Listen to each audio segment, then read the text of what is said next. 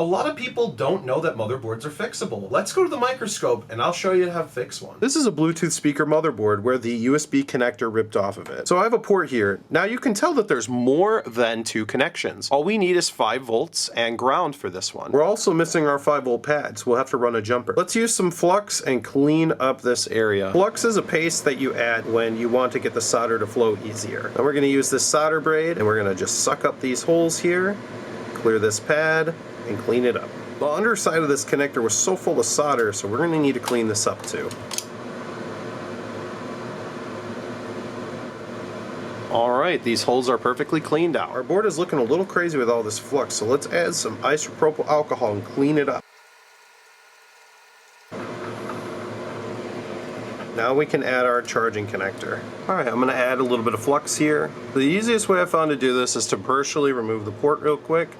Let's add a little bit of solder to this pad. Now I put the port back in place, I'm going to just flow this joint here. Perfect. Now typically for micro USB you have 5 connections here. This one being ground, and this one being your 5-volt connection. So we need to run a jumper. In the meantime, let's utilize our flux and solder these anchors in. It will secure our port in while we're working on it.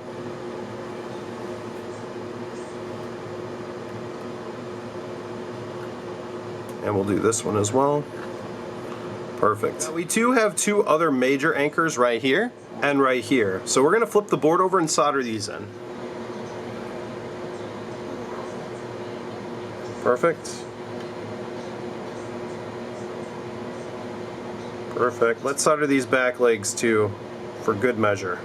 Perfect. Amazing. Now our port will be solidly in place. Last but not least, we need to solder a wire right here to this leg to this capacitor to complete the circuit. We're going to add flux first, tin the leg with solder, tin this capacitor with a little bit of solder. This wire is just larger than a human hair. Alright, we got it connected. Now let's solder it to the capacitor. Alright, let's connect that wire. Perfect. Now let's clean it up, put it back together, and test it.